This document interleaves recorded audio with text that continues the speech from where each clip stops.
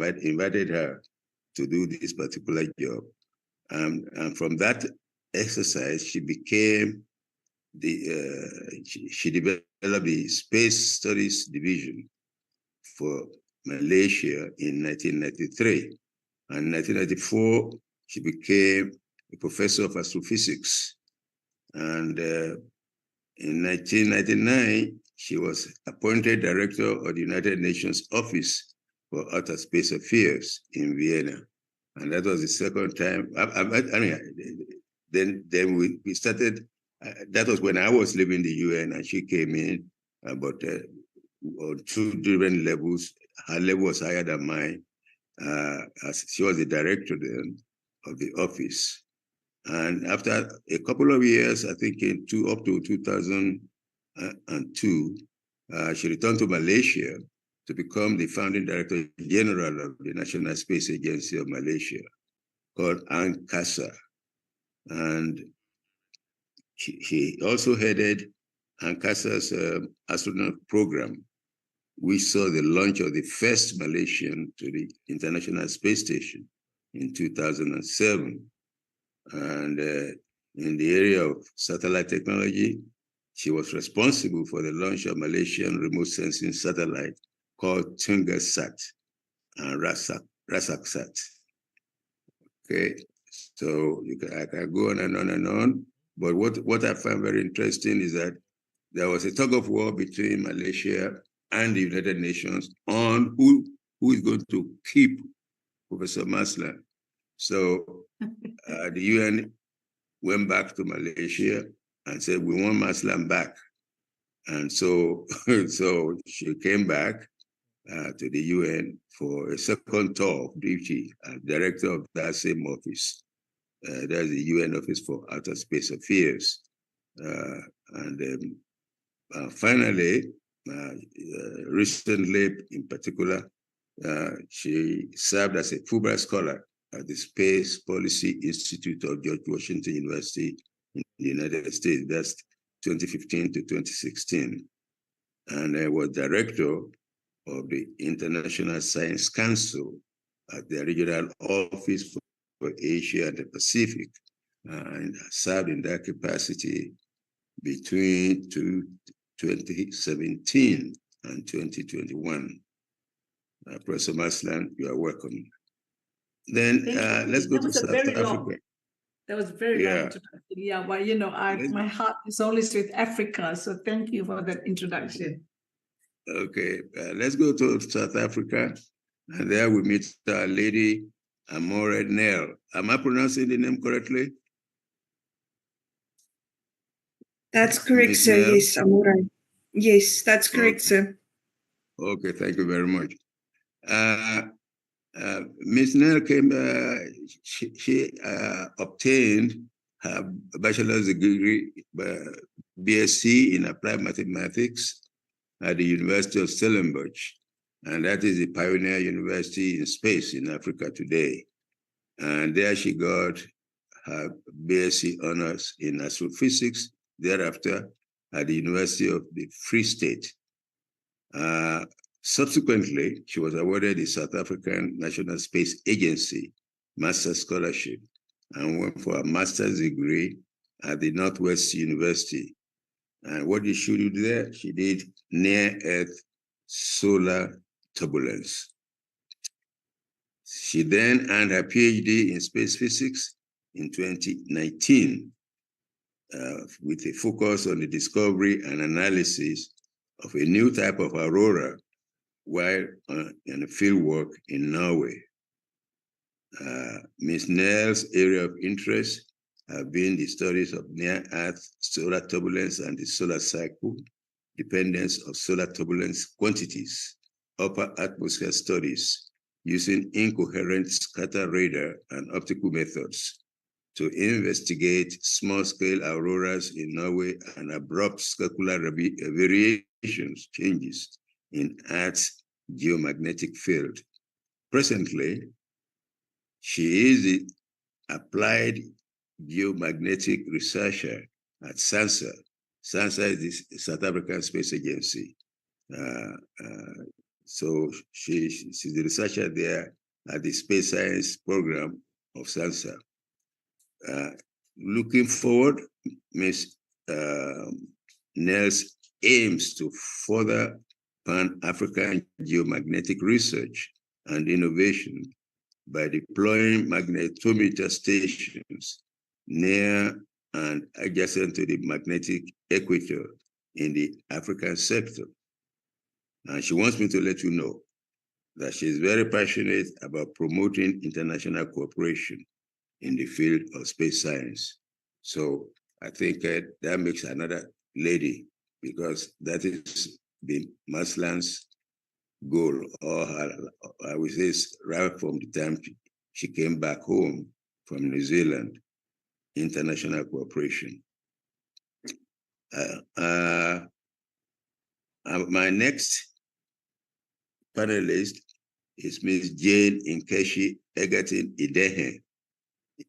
All those pronunciations are correct or wrong. Correct us, or maybe pronounce your name correctly. They're right. You got them right. Yeah, I got them right. Okay. Yes. Ms. Idehen comes to us this morning as the Managing Director and the CEO of Nishcomsat Limited in Nigeria. And she is a technical executive. She's an author. And in addition, she's an angel investor. She was head of sales in the Middle East and Africa for Meta, that's the Facebook. Prior to that, she was a country manager in Nigeria and the regional sales director for the West African branch of Avanti Communications Group. This is a British communication company with a fleet of satellites in space. She also worked in various roles, including technical sales and management in the telecommunication infrastructure giant Ericsson. And then also she worked there as a cluster leading for Nokia's Siemens network in Africa. Wow, she's done all that. Then she received an executive education at both Harvard Business School and at Yale School of Management in the United States. Ms. Idehen, spurred by discussions with fellow female executives around the globe, she went ahead to organize a forum at Ericsson in which emerging and experienced female leaders would support each other in developing their careers. The overwhelming success of the forum led her to found Women and Career. That's the name of the organization, in order to be able to reach women beyond our organization and to support girls in particular who are seeking, I would imagine, space careers after school. So, Ms. Idehen, you are welcome to this particular forum this morning. Thank you so much, sir. Yeah, Andrew, I'm sorry, I've not. Did you send me an email with your that I requested? Yes, I did send. Okay. Do me a favor, because I've not been able to open that this morning. So I'm going to ask you to please introduce yourself for the session. Is that okay? Forgive me. Okay. No problem, Dr. Abidun. All right, please go ahead. Yes, so I'm Andrew Nyawade. I'm a systems engineer at the Kenya Space Agency. Currently, I'm acting as a director in charge of space regulation, exploration, and utilization. I hold a Bachelor of Electrical Engineering from University of Nairobi and a Master of Space Systems and Services from University of Rome. My research interests are in digital signal processing and sensors development. So in my career, spanning over 15 years, I've been in academia, industry, government, mainly in training, research on space systems design, and then ground station operations and project development. Thank you. Okay, Andrew, thank you very much. Ladies and gentlemen, there you meet the panelists. Please, with your clap, can you welcome them to this particular forum?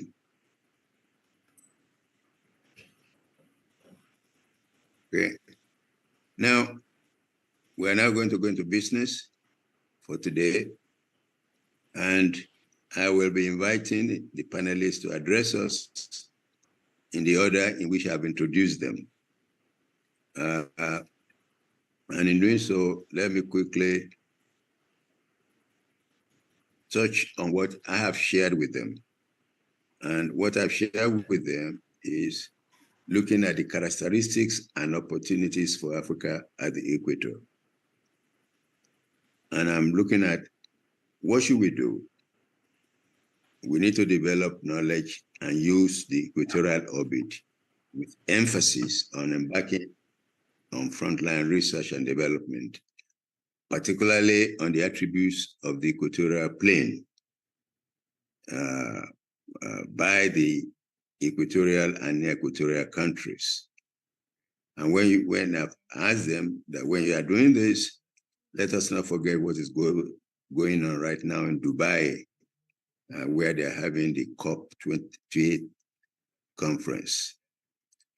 Then I'm interested in seeing if the panelists also, in addition to their own chosen areas they want to address this morning, what are the implications of the present and future dominance of commercial entities from non-equatorial countries in the use of the equatorial orbit? And thirdly, what are the factors to be reckoned with before embarking on developing a space launching facility in a developing country? If you say you want to go into space, what are the things you need to know? And fourthly, I'm asking, should all equatorial countries dream of developing within their own borders space launching facilities? Okay, and then finally going forward, probably a major issue of the day for me, and I'm sure for all of us, can and should the equatorial countries, or actually I stay with can the equatorial countries as a whole unite as an equatorial space workforce? If not, what are the alternatives? So having said that, I would now like to invite Professor Babatunde Rabiu to address us.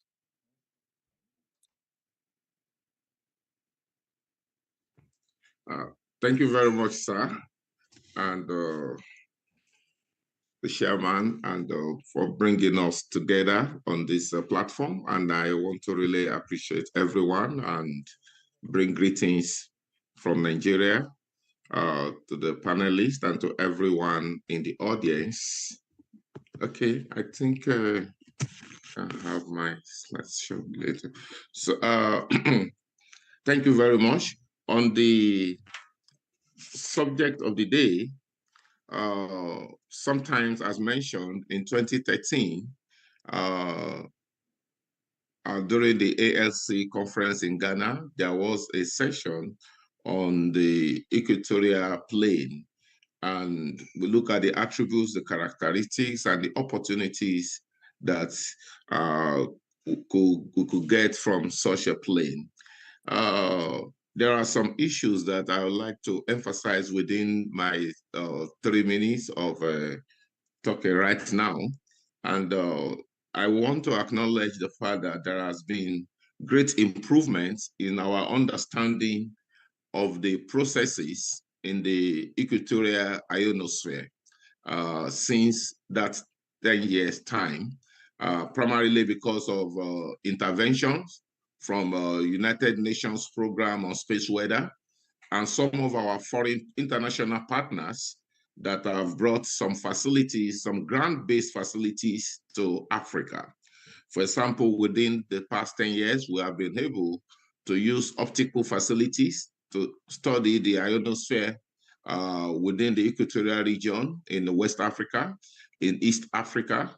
We have in Ethiopia, we have such facilities in Nigeria, and there are some in Brazil, in Malaysia. We have optical facilities that were not there before that time.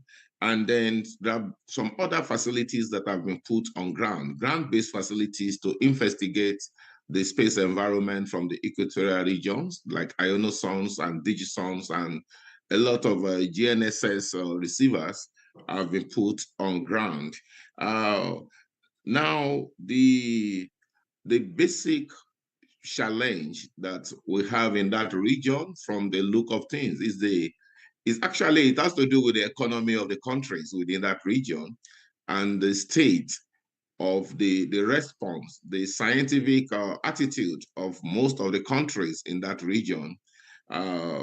We admit the fact that most of the countries within that region cannot compete with the countries that are outside the region, like in Europe, European countries, when it comes to investment in scientific enterprise, like the one we're discussing here. But hopefully, some countries within the region, within the equatorial and low latitude regions, are responding to the challenge in appreciable manner, better than it was 10 years ago, by investing in their space program. A typical example is Kenya that we have, and then of course Nigeria, and some other countries within the region that are far above, ahead of others in terms of space development. Of course, we have Malaysia, we have Brazil, and then there are some other countries too that are coming up in terms of scientific research within the region, and that are doing fine by deploying equipment that will improve the study of the understanding of the ionosphere. Well, because of the benefits that is accrued to it, because if we have satellites moving in the equatorial plane, the time of visits of the satellites within the equatorial countries will be a great advantage. And then those countries will be quite effectively covered, especially for observation satellites. So we cannot ignore the benefits accrued to this opportunity if it is explored. But I think that we need effective international cooperation and with countries that are outside the equatorial region for us to be able to utilize this effectively. Well, I know we have a panelist from my friend from Kenya here. I was in Malindi. I was at the Malindi station in October, where we had a very good conference for 2 weeks at that station. And that was my first time at the Malindi station. And I was greatly impressed with what I met on ground in that place. That was an Italian station that was set up by an Italian system in Africa many, many decades ago. I think such collaboration is what we need because in reality, I don't see those countries that are within the equatorial region, especially I'm speaking of the African countries. I don't see those countries being able to set up a launching pad within a very short time without such international corporations, either with those countries outside the region or with companies that have such ability to invest in that region. So we need that international cooperation, but before that, and I think that's what I will also suggest that this panel look at, is that there is that need for us to have effective integration of those countries that are within the equatorial and low latitude region. If we can come together as a body, well, fully integrated, then we can share resources. And I think I will stop here. Thank you very much, sir.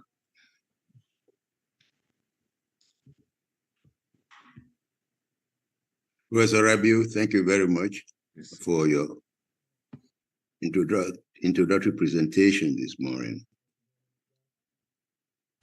as I listened to you, and I'm sure everybody did, in the earlier part of your presentation this morning, you touched upon two challenges. And in concluding, you added the third one. And these are funding by the countries concerned, attitudes of our scientists, and finally, how are we going to cooperate collectively? Knowing what you know today, what are the solutions to these challenges?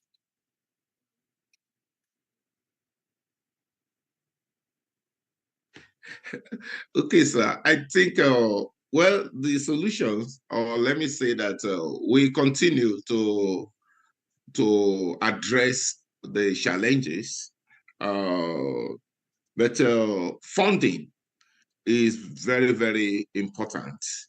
Like I mentioned that sincerely, most of the facilities that we have for ground observations, for investigation of the equatorial ionosphere have really come by foreign intervention, and so it is not that easy, because we also wish that countries within the region should be able to provide fund for scientific research in the region. And this would be very, very encouraging. And like I said, I will continue to address the situation, because for the capacity building, we have continued to invest in organizing schools, workshops, conferences on equatorial ionosphere. In Africa alone, we had about 4 of such workshops taking place in different countries. I mean, that took place in different countries in Africa this year.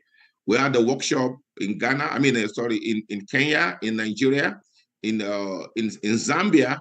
We had such a workshop in Zambia. And then we have another one in Ethiopia. And hopefully next year, we have a lot of workshops also on the line. That are already in the pipeline for next year.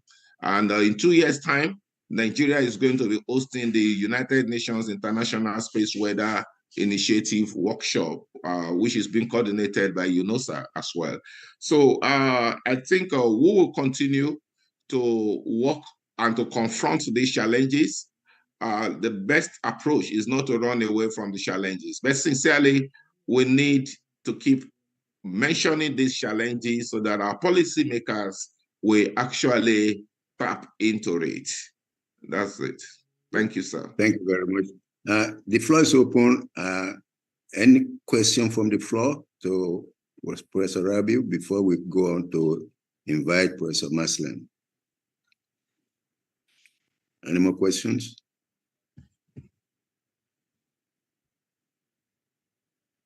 From the floor, from all of you who are on this program right now. Okay. In the absence of anybody raising his or her hand to ask any question, it's my honor and privilege. It's my honor to thank you, Dr. Rabiu, for this opening presentation. You've done very well, and I'm grateful. Professor Mazlan, if you are ready, we are waiting for you. Yes, Ade, I'm ready and I have a lot to say. So I'm going to talk very fast. Now, I think you wanted me to say something about what was the motivation for Malaysia to have gone to have thought about going to the equator. Very quickly, that in 1997, there was a very, very intense haze. Schools were shut and airports were shut. And then, of course, I had to go to the meeting with the Prime Minister and all the other ministries to share our what we can bring to the table in terms of solving the solution of the haze. And then, of course, I had to tell the group that the remote sensing images that we had at that time, remember this is 1997, was not suitable in terms, if it was spatially, the resolution was okay, the satellite only came, the temporal resolution was not okay. Or if the temporal resolution was okay, the spatial resolution was not okay. And I almost died, because this meant that how can I tell the Prime Minister all these problems? And yet I wanted to get him money to build more satellites. So I was devastated until I went home and I saw that actually why the problem wasn't being solved was because all those satellites went on the sun synchronous orbit. And I think we already see that going to the sun synchronous orbit is not going to solve any of the problems for Malaysia. In order to solve our day-to-day, it's not meant for our, what is that word, problem solving, to solve day-to-day problems.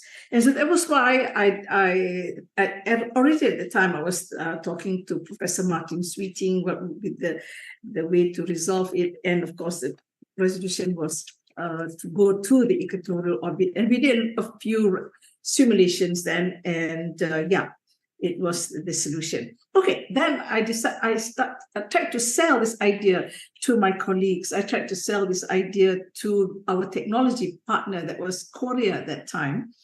And they were all very, very unhappy that I was going to go down that path, totally unsupportive. And I think I did mention what the problems were. One was that we did not understand the space environment, the equatorial space environment well. And I'm so happy to hear today that actually part of that problem has been solved. Great, you know.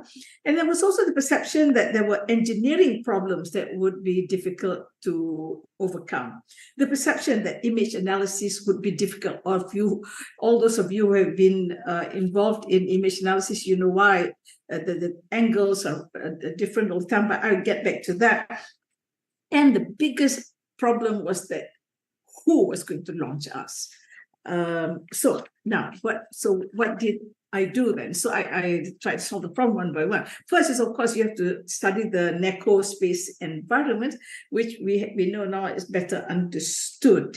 And then we have launched RASAT, and the thing is, Singapore and Indonesia have also flown their satellites in the equatorial region. So there's a lot more information now on that region in terms of placing your satellites there. In terms of the analytical tools for image analysis, that in 1997 we didn't have AI. And so now with all the incredible AI tools that we have, I'm sure any of those analytical tools, the problems of analytical tools should be resolved. And I see that, well, I'm not a remote sensing person, that those problems actually lead to opportunities. So here we are. I know that with the different sun angles, they give out different information, you know. So we should make use of that. The sun is not always at the right angle all the time, you know. So the fact that it is at different angles is what you should make use of. And then, of course, there's special satellite engineering issues. Again, as I said, many people have solved those problems, and that was the least of our problem, actually. So each problem, so in solving all these three problems I mentioned, this is where there's room for collaboration. Any one country in Africa, in Asia, and Latin America can decide which of those problems they can solve. Now, the other thing now is to identify a launcher. Now, the way we solved our problem before was we went to SpaceX because they were going to launch from Kwajalein, and so they would inject us directly to the equatorial orbit, and we've been friends with Elon Musk since then. But of course, since then, Elon Musk has gone to other things. I don't think he's interested in launching to the equator anymore. But there are ways to solve this. And again, we can go to and resolve this with other partners. Then the thing is, we now can identify potential scientific activities that we can work on together. Now, I want to say, Ade, that in 2013, I mentioned Equatorial. I mentioned equatorial countries because we are at the equator. Now, since, so I didn't get much emotional reaction to this. But since 2013, except for the fact that the orbit is at latitude equals 0, but since then, when I refer to the equator, I actually am talking about the tropics, because I realized that rather than talk about the equator, the tropics is something, the environment of the tropics is what actually binds us together. And I tell you why in a minute.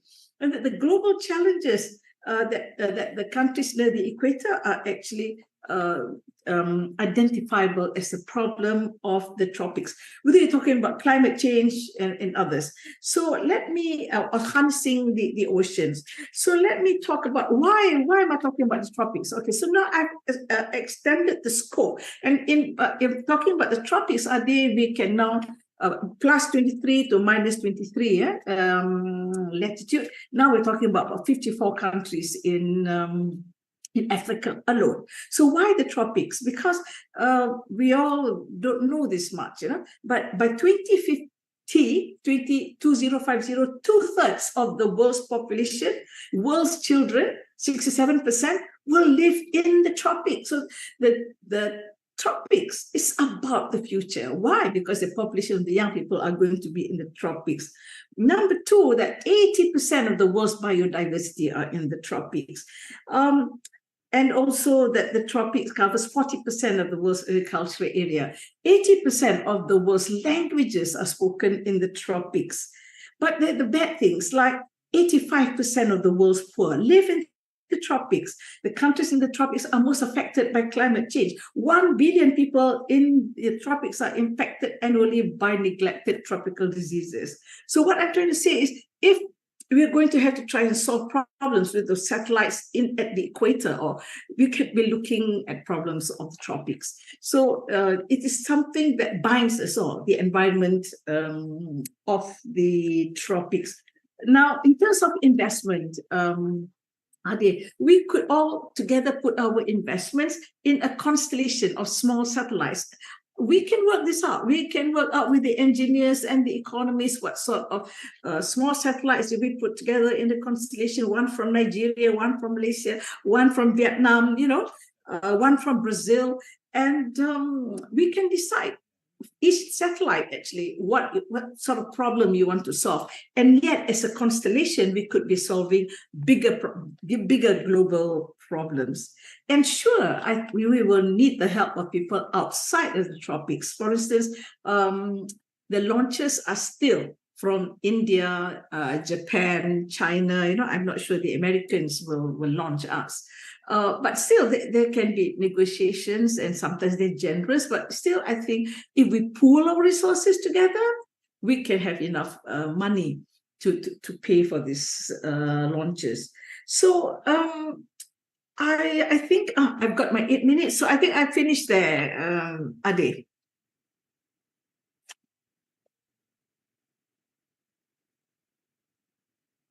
Ade, you are muted.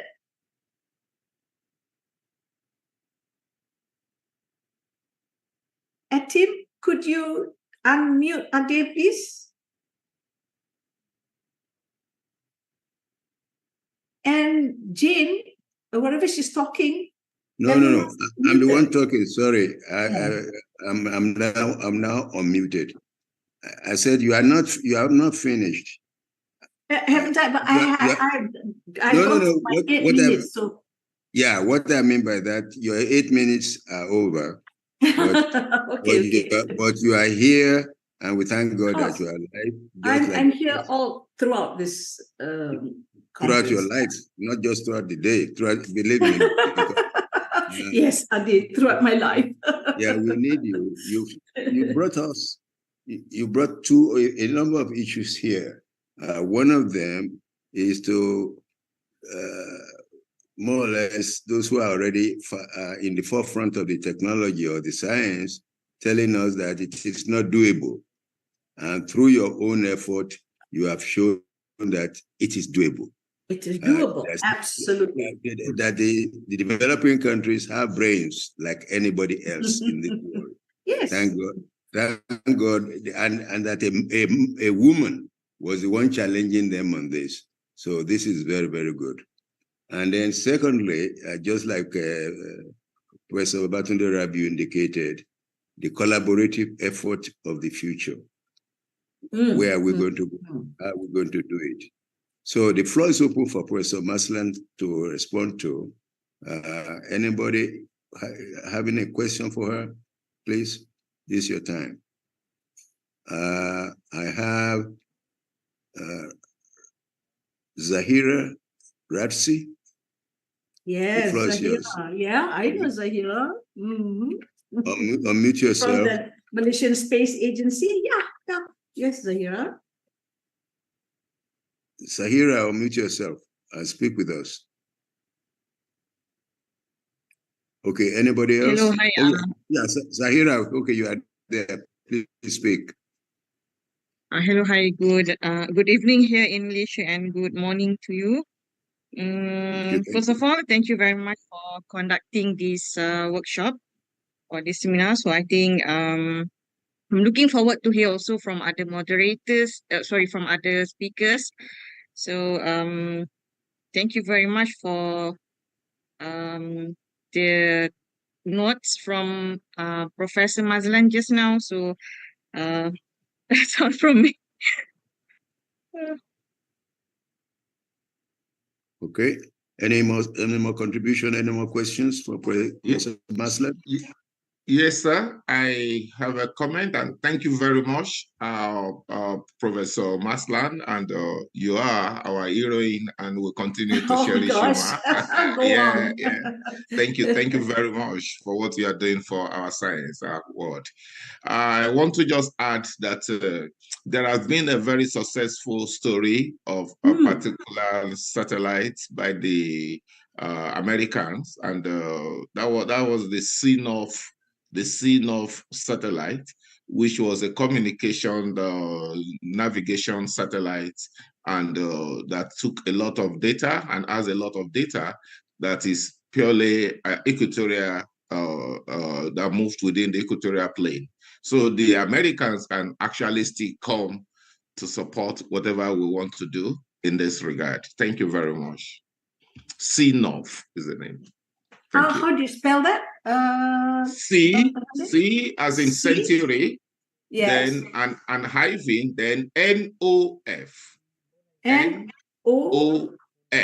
And you said that it was procuring data on the equatorial region. What sort of data?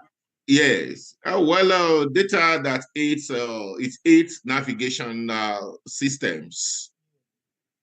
Okay. Yeah, that is, and with that you could study ionospheric scintillations and some other things. Yes, and it supports the navigation systems, really. Yeah. Oh, that's fantastic. Yeah. Sure. All right, so thank you. Okay, thank you very much, Babatunde. All right, so. Any last question for Professor Mazlan before we go to Ms. Amore?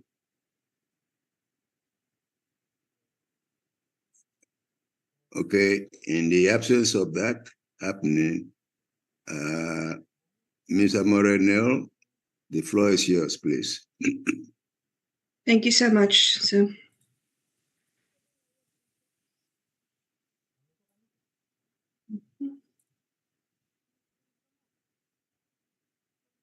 Okay, can everybody see my screen? Yep, I can. I hope everybody can. It's coming on for us now. Yep. Good. We can. Thank you. Thank you so much. And thank you so much to the organizers for inviting me.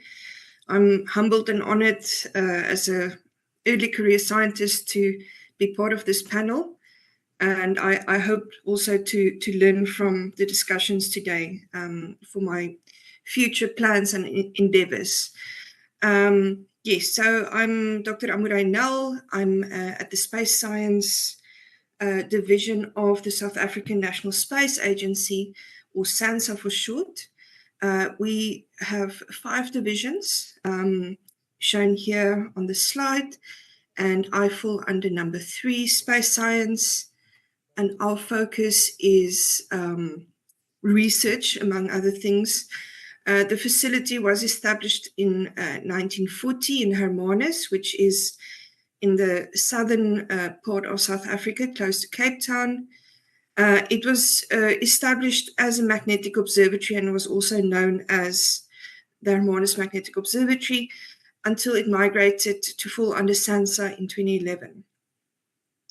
We currently have 80 employees plus about another 20 additional people, students, visitors. We host between 10 to 20 national visitors per year, a lot of visiting researchers for our collaborative work. We run at least one international conference or workshop per year, at least 2 student schools per year, and we have an international designation as a regional center for space weather information provision. We operate and maintain approximately 40 measuring stations around Southern Africa, Africa, Antarctica, and as well as the islands. And we've also recently been certified as ISO compliant. So we provide for the development agenda as follows, contributing to the growth and development of knowledge within the continent. And I think that falls nicely into some of the space-related issues of interest that was mentioned at the beginning of our discussions. We focus on space science research, training, knowledge sharing, cross-training between institutes, yes, and getting students into space science, growing the knowledge economy and provision of a knowledge platform. Utilizing space now to protect our technology and planet, I will expand on this later, and ensure sustainable future for all, as well as the development of an African instrumentation network across the continent that forms the foundation for knowledge, applications, education. Now, that African instrumentation network also funnels into our space weather mandate, which I'll mention later. Just to quickly, for maybe the audience, when I say space weather, I refer to conditions on the sun that can influence the performance and reliability of spaceborne as well as ground-based technological systems. So it's very important for us to know what is happening in space weather, because it is a risk that we need to mitigate to prevent damage to our infrastructure. Our space weather solutions, here we are committed to mitigating these risks. We have a 24/7 operational space weather center. It's provision of space weather information and forecasting to our clients. We provide information related to impacts on our navigation and communication applications, both on ground and in orbit. We do space weather research into impacts and forecasting. And we also provide advice and information to policymakers, decision makers, and how to best utilize space weather information to mitigate the impacts. And we also provide space weather training for some of the industries. So space weather has been identified as a national risk that could endanger the economy. And to that end, our Space Weather Center mandates are to develop space weather capabilities within South Africa, as well as to improve the understanding and awareness of space weather within Africa. And that brings us to my project, my passion project, as the applied geomagnetic researcher here, and that is the establishment of a magnetometer chain along the magnetic equator. We as space scientists are very interested in this region. There's very unique upper atmosphere phenomena occurring here. And unfortunately, in the African sector, due to the lack of data, we can only go with our research, our studies so far. So my aim is to start, I'm now in the first phase of deploying a magnetometer station in partnership with the SSGI. My contact person there is Dr. Kipkosgey in Ethiopia. We used to share an office together here in Hermanus when we were busy with our PhDs. So we know each other, we have a good line of communication, and it's just a very strong collaborative partnership that we were able to bring towards the table. So after this deployment, and the aim of this deployment is to have African researchers do research using instrumentation owned by African institutes, and eventually have African researchers publish the conclusions of the studies. And I hope to expand this project and eventually create an east-west chain all along and adjacent the magnetic equator. That is important to have magnetometer chain or magnetometer station pairs, especially if you want to study the equatorial electrojet. So I'm actually looking at, after deploying in Ethiopia, I want to move towards Kenya, and that would be the second phase. And our technicians also have made their own designs unique to us that we have adopted. For example, in the image here, that was a deployment we did about 2 years ago. We deployed magnetometer pair under power lines because we're studying the GIC phenomenon there. And we also adopted some of these designs into our magnetometer station plans for Ethiopia. So already with this partnership with Ethiopia, we noticed naturally a cross-training of our technicians and knowledge sharing on highly specialized scientific equipment. We are already in discussion about having a student exchange between our respective institutes. So, and this kind of leads towards the answer I had for the question, the uniting equatorial countries. I think it is possible, but you have to start somewhere, even if it's a small step. I think when you start with these partnerships, this type of African space workforce would naturally evolve out of that. What I've seen from my project here. Yes. So thank you. Okay. Thank you very much, Ms. Nell, for that contribution. And you signaled the same problem that Mazlan and Babatunde alluded to during their presentations, and that is collaborative work.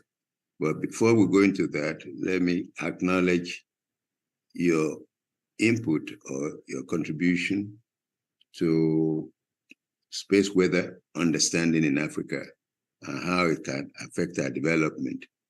But I think the issue for the average African now is, how does this affect my life? Can you answer that?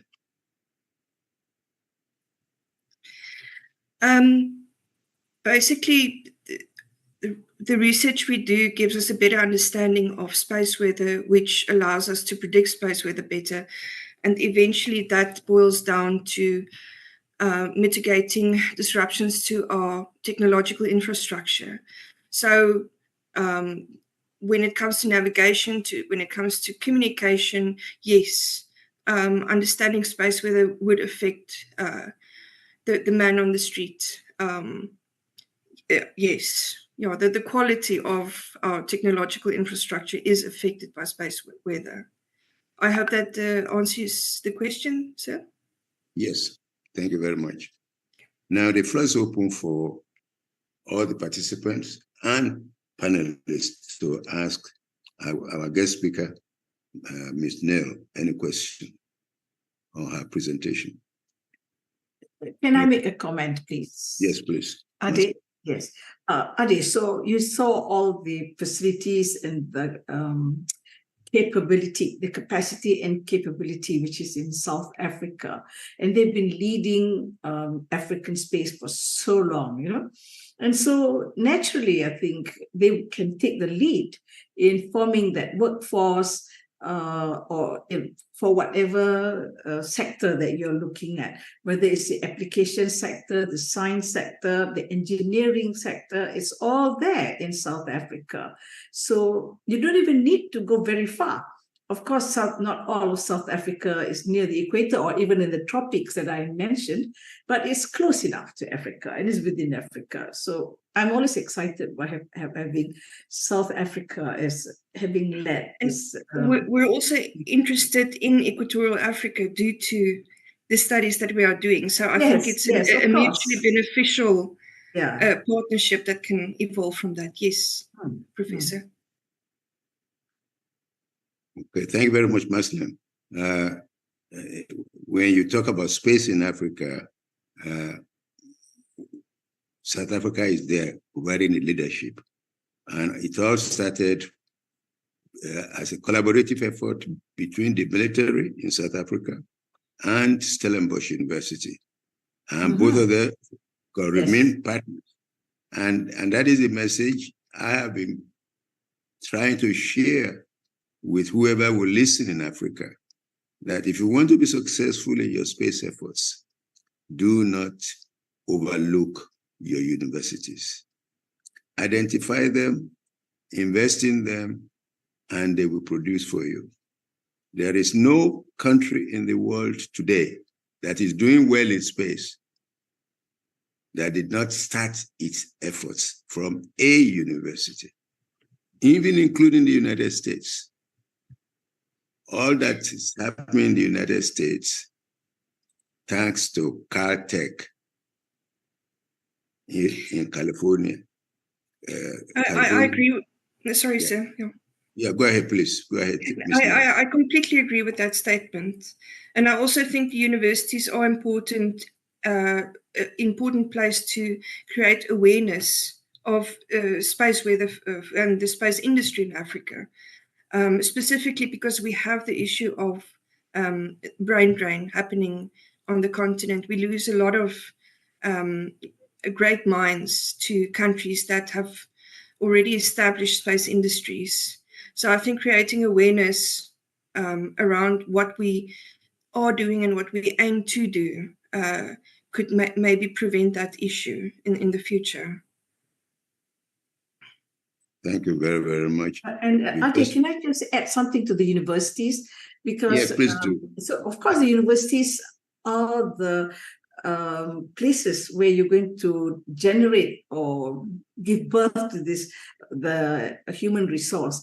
But I also feel that it is at the universities where the innovation can come. I mean, most companies, they do want to innovate, but they're very reluctant because there's too much risk. You know where your innovation is going to come from? From the universities. So that's why I would say one of the strongest reasons why one must involve universities. Yep, you're correct. You're correct. Thank you very much. Before we go to the next speaker, just let me bring up this university and innovation. When you go to most of the African countries today, you find that all of them, most of them, not all, most of them now, they used to have what you call Department of Science and Technology. Then it grew to be, then it moved on to be the Ministry of Science and Technology. In some places, you have Ministry of Science, Technology, and Education. But now it's Ministry of Science, Technology, and Innovation. Innovation, yes. Yeah. It became a fad. I use the word, it became a fad. That for me, that's what it is. Because when you look at the word innovation, what does it mean to us? And how are we addressing it sincerely without involving the universities and the private sector? So, having said that, let me ask whether there's a last question from anybody before we move on. Last question for Ms. Nell. Okay, in the absence of any more questions, Ms. Nell, thank you very much. God bless you. And we will now go to Nigeria. And I would like to bring in our lady, Ms. Jane Idehen. The floor is yours, madam. Thank you so much, sir. I'm going to try and see if I can share my screen. Can I do that? I think the administrator should be able to provide some help on that. Okay. I would like to share screen. Safira, please help her do that, please. Or a team, whoever is there. I'm trying to do that now. Thank you very much. Thank you very much. But Prof, I would like to write on the last statement you said, because you were saying that apart from the universities and the talent, that there's a need of also the private sector. So I'd put some slides together, while we're trying to get that together. And I wanted to look at the whole discussion via the business angle. So okay. I'd actually, okay. While we try to figure out the slides, I'll just go ahead and talk through it because I still can't be able to share. So I actually had titled my presentation as the equator tapping into the rich asset. Because the discussion is the fact that when you do have a scarce resource, what do you do? And that's the viewpoint I wanted to look at it, especially from the commercial angle or the business angle. And if I looked at what was happening today, because I think somebody had referenced what is happening at COP28, the ongoing climate conference, is that in the past, we would look at it from a very narrow lens, which is either the value to the business or global impact. And I think this year there's been a big discussion about looking at it from an equity lens. And the fact that sometimes in doing business, you have to consider other things like equity. And if we look at their desire that this year they wanted to mobilize the most inclusive COP ever, and they were putting nature, people's livelihoods at the center of that discussion. That means also considering, developing countries, underrepresented people in the discussion. I think it's a good lens for us to look at what is happening when it comes to the equatorial orbit and the equatorial region. Because if we look at it strictly from the lens of, how do we ensure, how do these countries fund the opportunity? An equity discussion comes into play. And one of the things I had put together here, sorry, my slides are not showing, is the fact that what is clear from the commercial lens is that we know that you have launch efficiency when you launch from the equatorial region. But from a technical lens, what is not clear is the value the equatorial region gets for that, because we know that most of the countries in the equatorial region do not have the investment required to actually put up these launch pads, because there's so much, apart from the financial investment, the legal framework, the regulatory framework.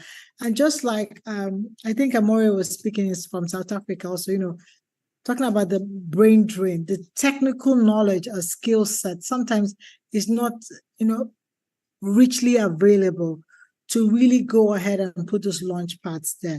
But yet we're seeing that this scarce resources has been taken up, and the countries in the equatorial region maybe not benefiting as much as they could. Especially, I would refer to the African ones, because we know that like Brazil does have a launch pad, French Equatorial Guinea has one.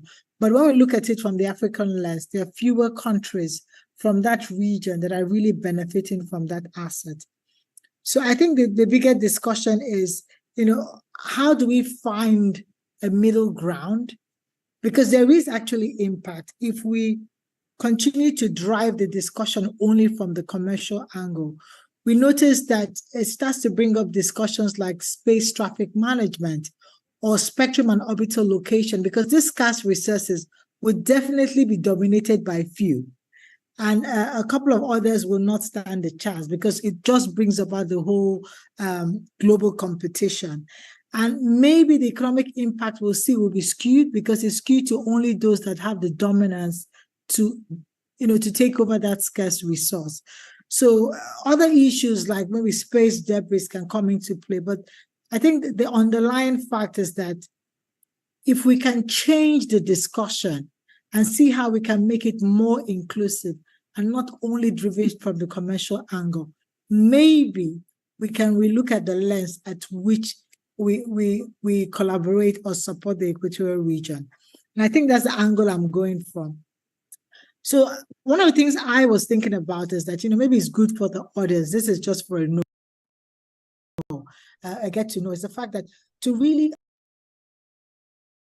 facility or a launch pad in this region is no small investment. It's really going to cost. And maybe if we go to the nitty-gritty, we see that that's why it's not as easy as that to say, why don't we have a launch pad in Ghana? I know all those African countries in the Equatorial region, if this is an opportunity, why are they not doing that? They're not doing that because of the technical engineering challenges, the finance, like I said, which is probably the main driver, geopolitical considerations, security, because you also have to have a stable geopolitical region if you're going to be attracting those kind of opportunities. The risk involved as well, environmental impact. Then I think another thing I thought about as a business person is the market demand, because you need to have attracted the market itself so it becomes a viable. If we're even going to go to the private sector and raise the funds, you need to attract the market. So it's a viable venture because you have a pent-up demand for that opportunity in your region. So I'm just trying to say that it's also complex. It's not as easy as saying, go and build a launch pad in the Equatorial region and tap into that opportunity. So the main crux becomes, what are the ways we can make it happen? And I liked what Mazlan was saying in terms of what they did in Malaysia. And I also liked what Babatunde said at the start. I think a key thing to start with is collaboration. Because if we look at it from the equity lens, we start asking ourselves, how can those commercial enterprises collaborate with the region to make sure that satellite investment doesn't become dominated by a few? And not just the commercial market, but even though we're looking at for research purposes, it shouldn't be dominated by a few. Why do we have fewer regions in the Equatorial region that has that opportunity? Look at it from the geo lens, because that's one of the best places to launch. But very few of these countries have anything to do about satellite in space. But yet we know that they're in a region where there's a viability to build these launch pads. So collaboration is the key. I don't have the answer in terms of how the framework will look like, but I know it's a discussion we could start because we've seen that these things have worked. If we look at places like, I think it's the French market, where they've been able to collaboratively pool like their national, their national spectrum allocation and find a way to collaborate with the private sector. So that there are possible frameworks of how that could work. And that's a good food for thought for the audience and also for the panelists. But in terms of all the answers, I do not have all the answers. Thank you very much. Ms. Jane, thank you very much. Let me come back. Hold on a second. Thank you very much for your contributions. Now, I think this is the first time you and I are meeting, unfortunately, virtually. Yes. And I've heard about you through a team, and I won't listen to you now. The first thing that comes to my mind, being a Nigerian, is will the Nigerian press give you an audience to address the country? Please explore that and just speak to the country in 30 minutes. You and Babatunde, you will move the nation if you can sit down together and address the country. And I see Babatunde has raised his hands up, so maybe he has a comment. I beg you. That's all I need to say. Because when you spoke about I think it started from Neil. Mr. Neil spoke about the diaspora. Do African countries listen to their citizens in diaspora, even when they make all that noise about the diaspora making a contribution to development? In 2000, I think 2004 or about 2004, the African Union started organizing meetings of bringing the African intellectuals in diaspora together. If you attend that meeting, if you attend that particular meeting, it's like the meeting going on in Dubai today. So many. I attended, they invited me to 3 of those meetings. The one in Addis Ababa, the one in Brazil in 2006. Then we went to Jamaica for another one. The diaspora bent backwards to let Africa know what is going on in the world. No, our intention is not to say we should be copycats, but we need to learn lessons and use that lesson to develop ourselves.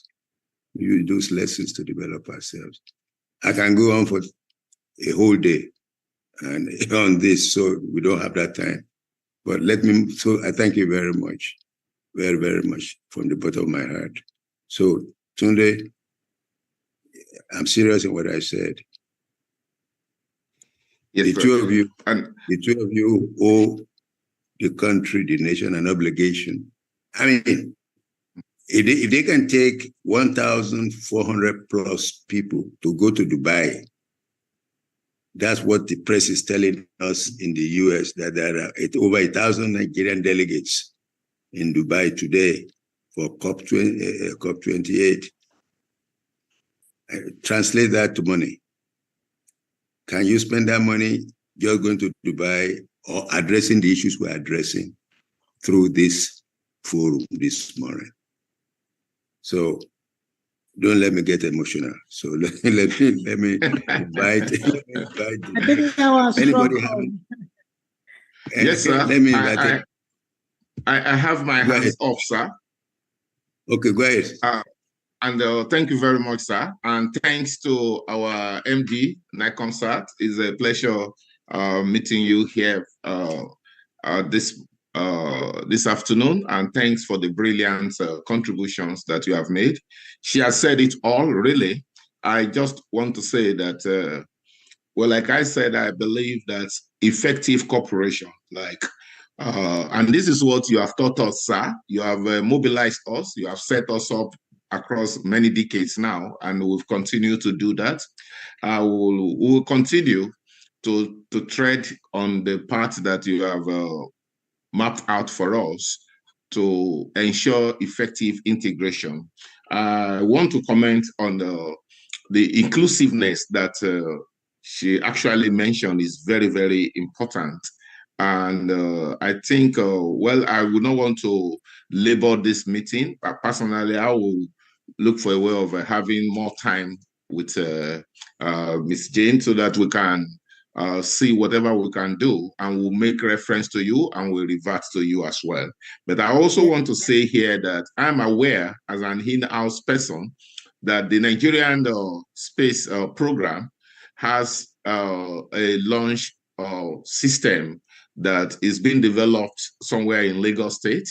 And actually, I will say it clearly here that what is delaying the manifestation is the fund.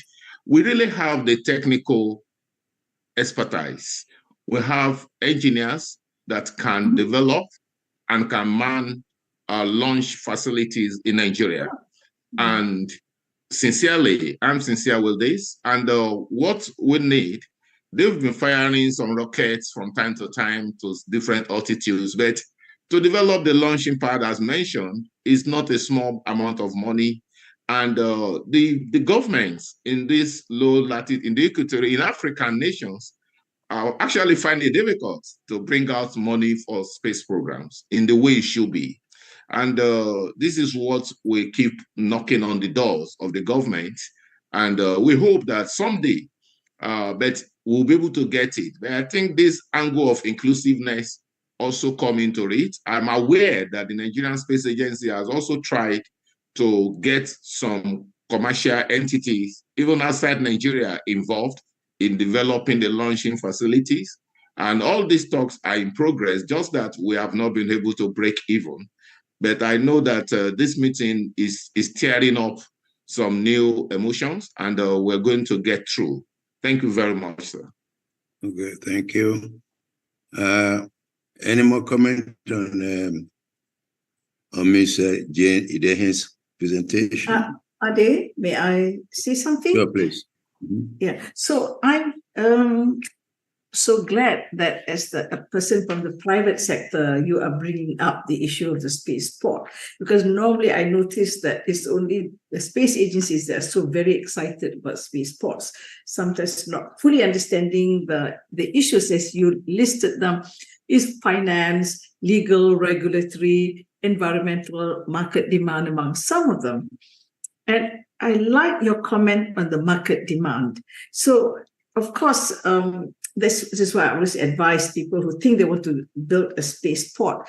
You must be thinking of the space demand, local space demand, if not from your country, at least within the neighborhood. So let's say ASEAN needs to make a spaceport, build a spaceport, we should be looking at the ASEAN market demand, for instance. So similarly with Africa. So Jane, may I ask you, how would you generate the numbers for that demand? So an interesting thing is I've been looking at what has been driving. You know, if you look at the objects that have been launched in space, 2022 saw the highest. And I don't think it's going to slow down, to be frank. I don't think it's slowing down. The private sector is also, people from the private sector getting into the space industry is also driving that. So it's technically not going to slow down. Then if you look at what is really driving that, you know, the demand for data and voice, IoT applications, research, it means that there is a potential. Now, why are we not tapping into that potential is now the big question. Because if you do make a proper business case, you can see that it's probably viable. There's a lot of interest even in the Equatorial region. We see countries like Ghana, everybody's thinking about space, but I don't think anybody's making that big leap. We're expecting big brothers like Nigeria, you know, to take their space and own it. Because I think we do have the muscles to do it. Okay. With that, but then we need to have the right. I don't want to say willpower, or maybe it's awareness in the right places. Because then we can really take that. We have been in the space industry or sector farther than most of the countries in West Africa around the equator, and that's how I see it. So in terms of leading and driving that discussion, I think we should be at the forefront.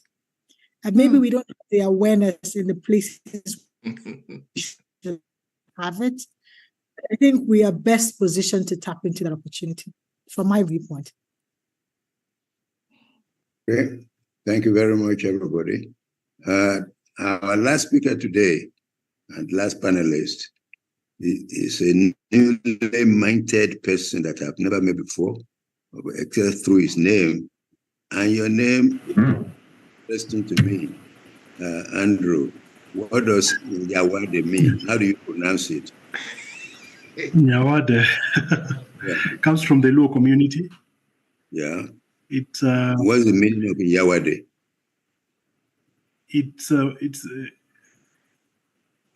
Okay, direct translation would mean daughter of relatives.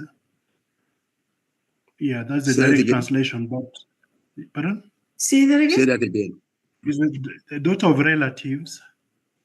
It's an umbrella. The daughter of relatives, but that's a direct translation. Oh, the daughter of relative. Yes. Okay.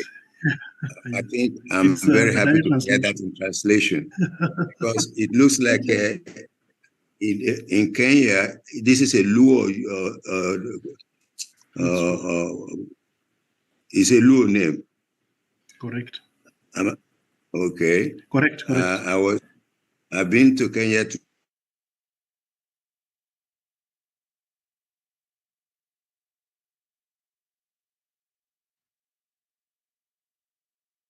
many times. So once they see me, they start speaking in Ghana, they speak to me. In Kenya, they speak your local language to me. The police almost arrested me for not speaking Swahili. Okay. So, and when I saw your name in Yawade, I'm a Yoruba man from Nigeria, and it looks like your letter N is in Yoruba letter I. And so if I'm going to replace N with I, it says Iyawade, that is our mother has come. Our mother is here. That's what it means in Yoruba language. And actually, your people think I'm a Luo.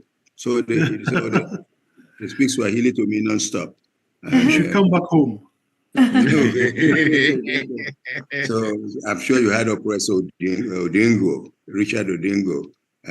That's my good friend. He just passed away about 2 years ago, a year ago. Her daughter is here in Long Island as a professor of dentistry in Stony Brook University here. So I know him, and I know her very well. Anyway, let's move on to you. Please, the floor is yours. Thank you. It's a pleasure to be here today. And actually, Dr. Babatunde, we had met when I was still a young man over 10 years ago in Vienna. Okay. Okay.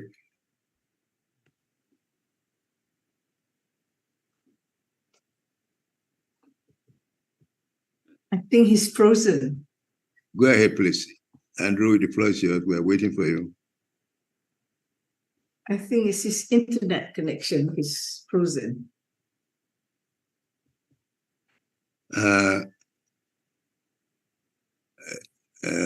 Safira, can you help Andrew solve the problem he may have in terms of communicating with us? Actually, he may be having what I call communication. Okay, he's back, I hope. Andrew, are you there? Oh, you are trying to load. Okay, good. Thank you, everyone, and apologies for dropping off for a while. I'm Andrew Nyawade from the Kenya Space Agency. I'm standing in for Brigadier Hilary Kipkosgey, our CEO. So briefly talking about the equator, the equatorial plane, we're looking at from the sea level to geostationary orbit, which is actually a limited resource. However, compared to some synchronous orbit, we have improved the revisit time for Earth observation satellites. And as has been mentioned earlier, it's an advantageous location to launch into near equatorial orbits because of the fuel efficiency. And it is also a good location to set up observatories for space situational awareness.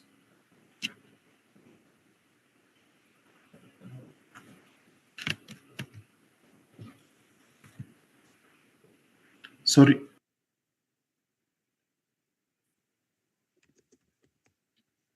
So sorry about that. Go ahead. Yes. So you might be aware that we have a launch facility, or that used to be launch satellites in Malindi from way back in 1964. And this was set up in collaboration with the Italian government and NASA at that point. And total launches were 27. To date, this facility is no longer conducting launch. So this is a location. It's actually some 3 kilometers from the 5.5 kilometers from the shore. And back then in 1964, these were international waters, but these currently territorial waters. And you can see also from the point of view of Earth observation, the area of coverage in terms of data acquisition in real time is quite large, being on the equator. So the site has used to have 3 platforms, one for power and radar, the other one for communications, and the Samako platform for the actual launch. I will show clearer images in the next few slides. So why did the Italian government choose Kenya? Apart from being near the equator, it provided an advantageous position for telemetry tracking and command. And then for logistical support, there was an international airport in Nairobi. And then via sea could transport the can I call it, materials through the port of Mombasa.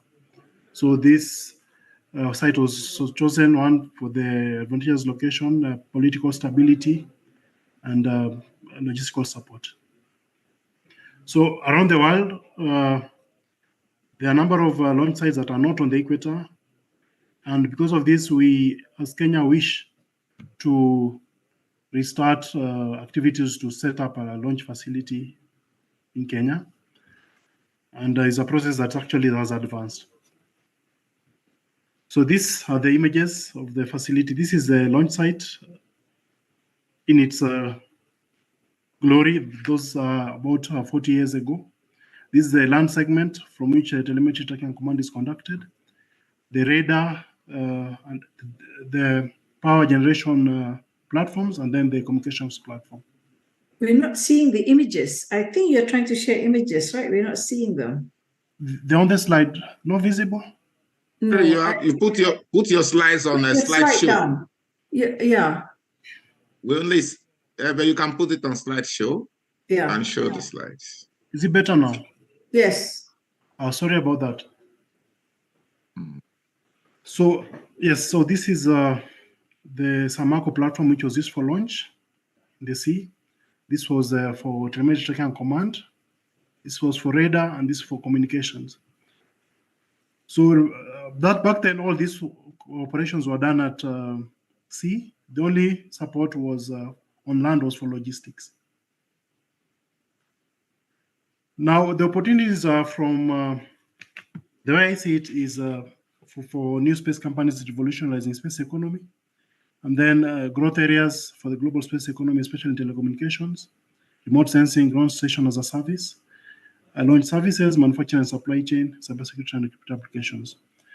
Actually, looking at the global map for many of these companies providing ground station as a service, you realize that within the African continent, there are either one or two antennas, whereas in the other continents, you find quite a number of antennas or ground stations that provide these services. So for us, I believe that based on our location, this is an area that we can exploit.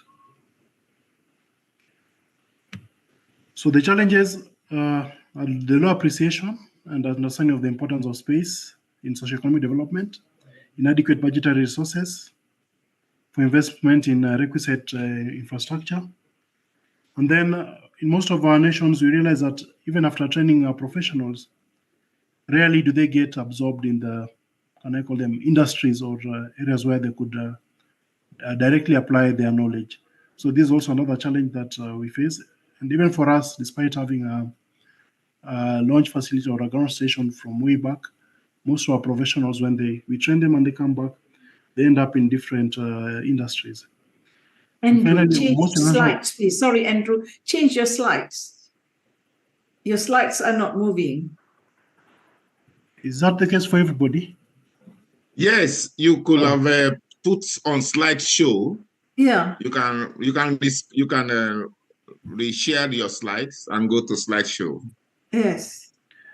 So, okay. Sorry about that. I think you have so much fantastic information there. I'm so anxious to read, but I can't see. What about now? Yes, okay. It's still showing a single slide. Yeah, when you are through with this slide, you have to click on the next slide. Yes. On my side, it's moving. It's not moving by itself. Yeah. The slides are not moving by themselves, except you move them. Sorry, okay. Let me share my entire window, my entire screen. Yeah, go ahead. Okay. No. Better? Yes. Yeah, this is better now. Yeah. Fantastic. Yeah. Okay, so about the opportunities I was mentioning, we're looking at actually based on our advantageous location on launch services, manufacturing and the supply chain to support the sector, then also ground station as a service. And for remote sensing, we realize that for most operators, the frequency spectrum is getting saturated. And where for us in Africa, where maybe we still have frequencies that we could still license, you realize that there's also an issue of flags of convenience where the private sector or different states want to come to Africa to register their assets and operate them as if they belong to the African states. So this is something maybe to look out for in the future. Then the challenges is a low appreciation of the importance of space science and technologies in socio-economic development, inadequate budgetary resources in investing in requisite infrastructure, then the lack of industries to absorb most of the trained professionals in space technologies. And also from the international point of view, we realize that most service providers or vendors usually look at Africa as a market to sell services and not to build capacity or undertake technology transfer. So the requirements for launch facility, as has been mentioned earlier, is a market demand. For instance, in Africa, where would the satellites be coming from?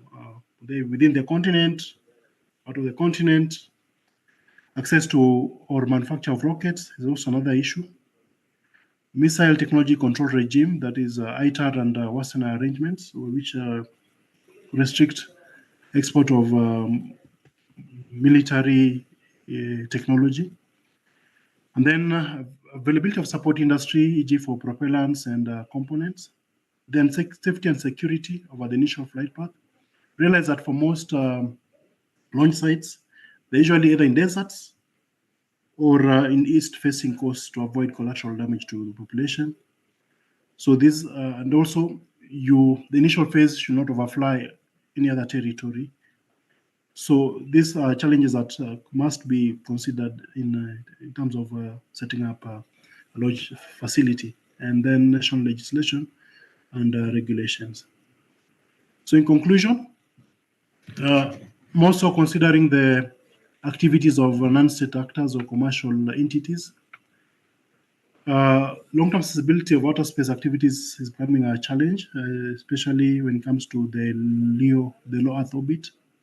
This has been evidenced by a number of operators, such as SpaceX with the Starlink constellation, and has affected a number of entities. Then there's also competing national interests, where countries want to dominate in terms of the technology as well as the market. So this presents a challenge in collaboration. Then looking at the geostationary orbit, most of the African countries have not utilized their slots. And we've seen an increase in the LEO constellations, which now give a better option or an alternative to GEO.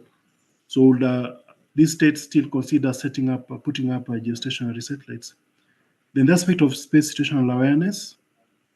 One, we can take advantage of our location to set up the monitoring network.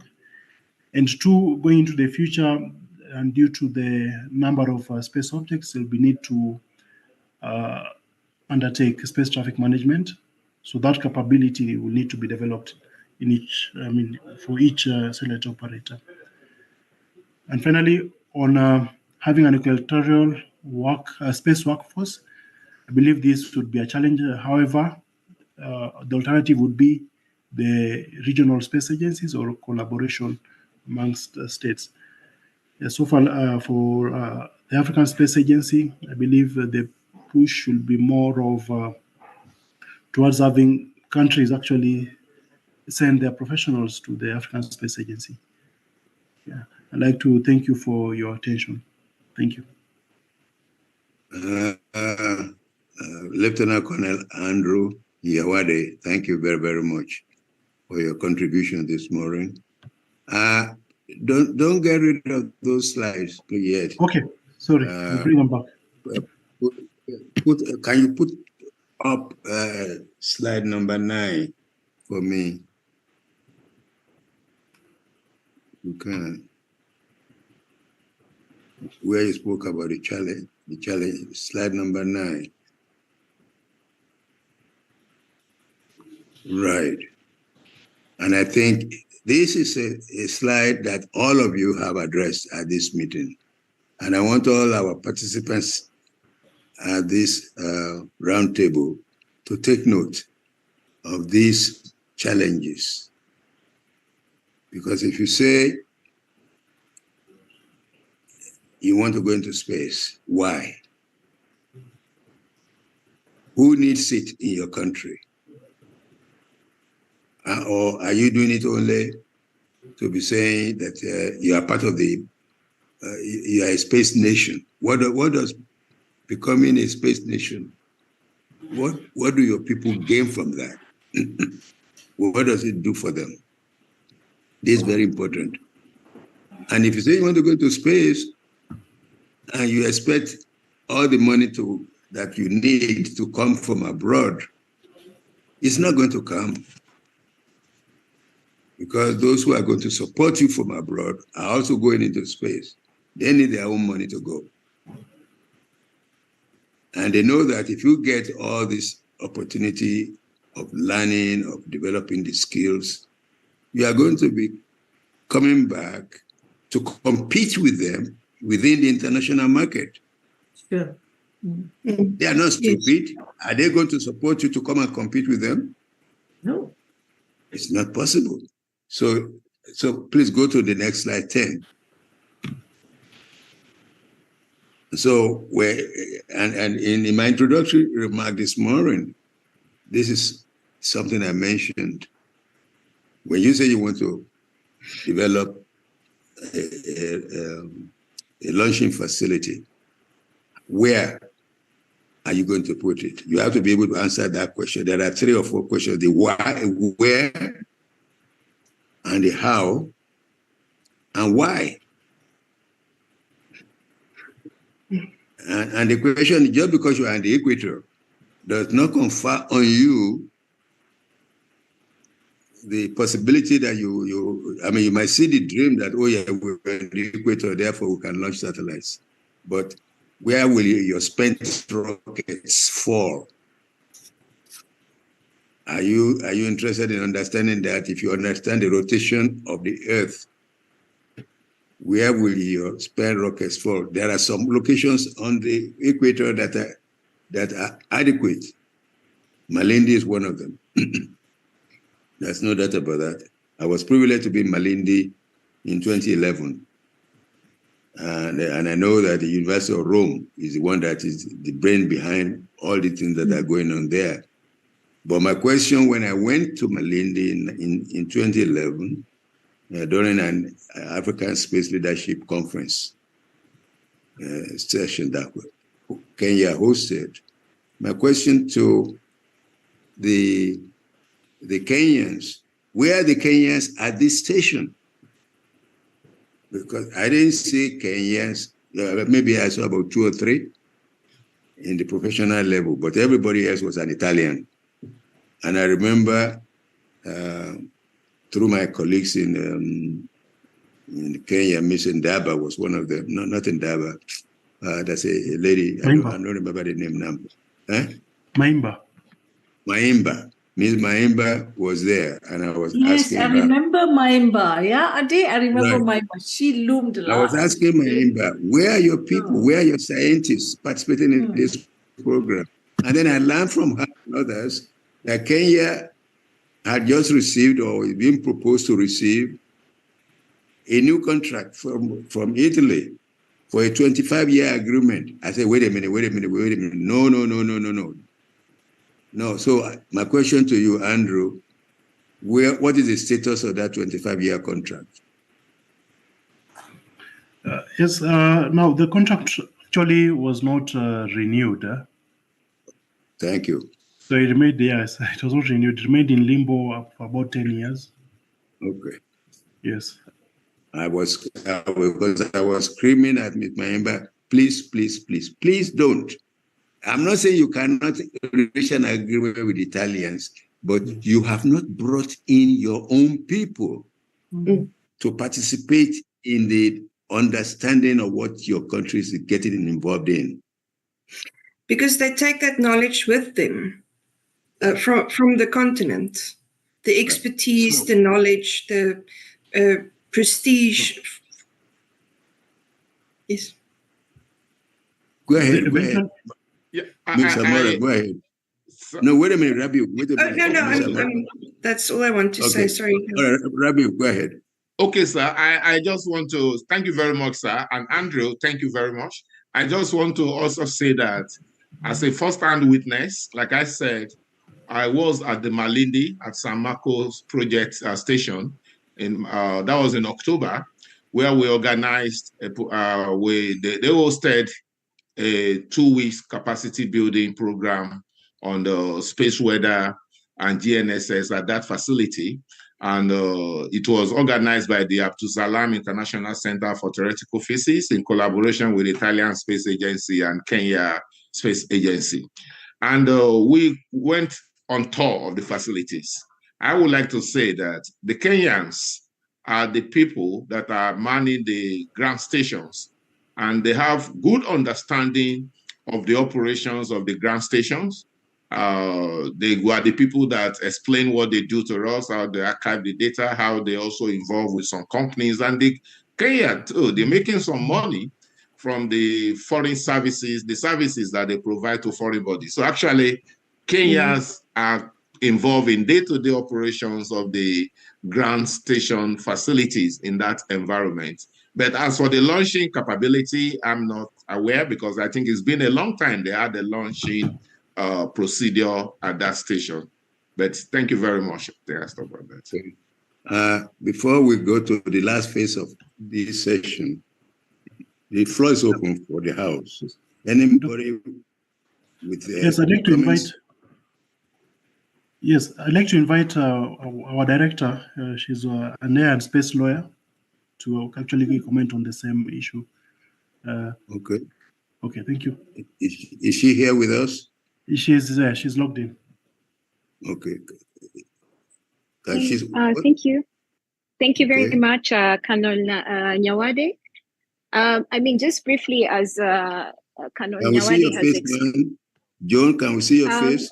We see your picture. Yes. Let's see your face. The picture is the same as my face. I confirm that's me. Yeah. Okay. Now you can see me. Hello. Okay. How are you? So sorry, good. I have a bit of bandwidth issues. So now that we've confirmed I'm real and I'm not a bot, I'll just turn off my camera and speak. Yeah. Okay. So thank you very much. I mean, just as Andrew has explained, we've had a bilateral arrangement with Italy for, I think, 60 years now. It's even older than I am. I found it in existence. And I think the question as to whether or not to continue is more than just, it's also a diplomatic question. So we have a long-standing relationship. And while it's true that we need to also ensure that the capacity does pass on into the country, I think for a very long time, many of the African countries did not really have the, shall I say, bandwidth, both from a fiscal perspective and also from a skills perspective, to actually fully insert themselves into the space sector. And I think that has changed over time, and we continue to grow. What I want to comment about our bilateral engagement with Italy is the fact that as we've gone on, we've also learned as a country, and we are working towards a relationship that's symbiotic. And that way we get to grow. I think those of you who have been in the space sector longer than us understand that it's an organic sector. It grows. You just don't get up and say, this will happen tomorrow. It takes time. So thank you very much for the comments, and thank you, Andrew, for inviting me to speak. Thank you. Okay. Any last comment to Andrew on his presentation? Okay. Maybe just one quick comment in general about developing a launch facility.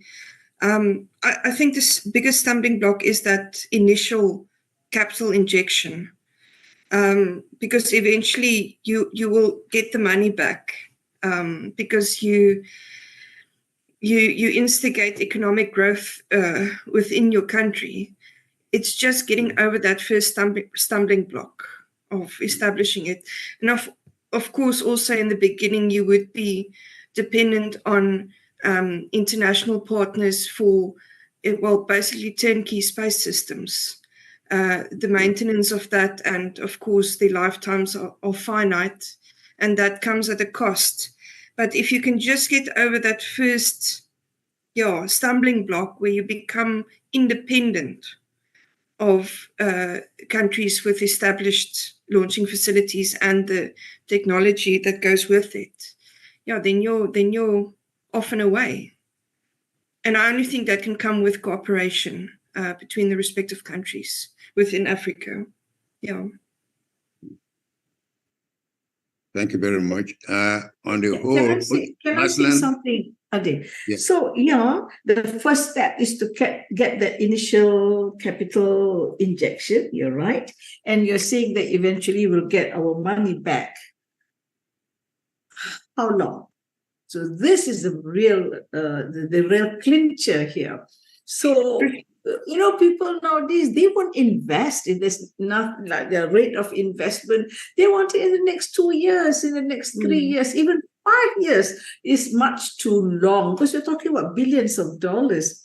So I don't know. Sometimes they either you oversell and then they see the return is 3 years or 5 years, then I'm not sure that happens, but the real return is actually quite long. This is a long-term investment for the company or for the government. And Absolutely. I believe that's a stumbling block because, having somebody talk to you, they can talk to you about the initial investment. But when they look at the numbers, that's why I asked just now to Joan, how do you generate the numbers so that it becomes economically viable? And I don't know. Somebody has good numbers, it's fine. And that's why there's never been a spaceport on the equator, even though we are all living there, that we cannot make the numbers. All right. Let me just say this. Unfortunately, our time is running out, but we'll finish the meeting positively. Definitely, we are all doing a great job, and I'm very, very grateful indeed. So I want to thank all the panelists, starting with Professor Babatunde, Rabiu, Professor Mazlan, Dr. Neil from South Africa, and my lady from Nigeria. I think she's left us. She had to go to a meeting. Yeah, Joan is left. Yeah, she had to go to a meeting. Yeah. And actually Andrew. I'm on the road. Okay. Jane is back. She's alive and kicking. So she's back. So you can see in that picture she's kicking too. Okay. So she's good. Okay. So what I would like to do now, because of time, we cannot do most of what I want us to do, but let us look at what everybody has presented. All these 5 smart Africans have presented to us. Any more comments on their presentation? You can address your question to any of the 5 panelists, and even panelists can address panelists. These are the opportunities you have if you want to do that. Anybody with any additional comments on any of the 5 topics or 5 made by the 5 presenters? The floor is open.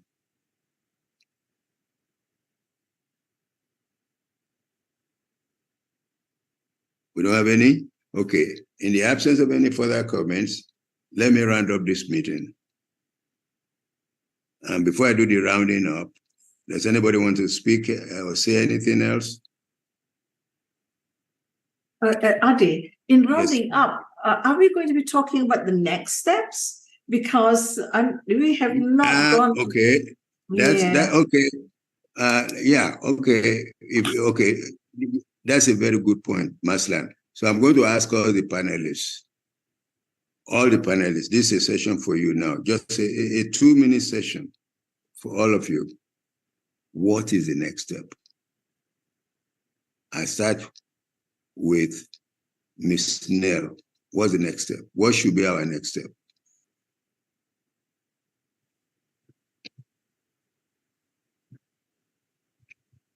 So I don't know if I can fully answer that question, but I think it will have to be a cooperation.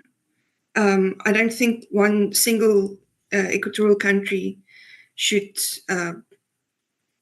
go for this on their own, but work as a group, as a union. And I also think baby steps.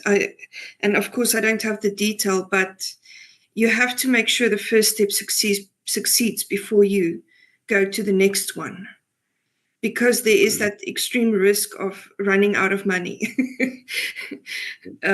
Yes. So I would say cooperation and just break down the problem into small, doable steps.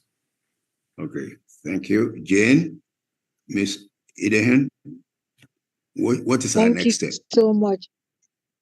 I know we said cooperation and we said collaboration, but I think a good thing is to bring those countries together. A lot of ideas have been thrown out today, but to flesh out and to frame those ideas means we have to sit.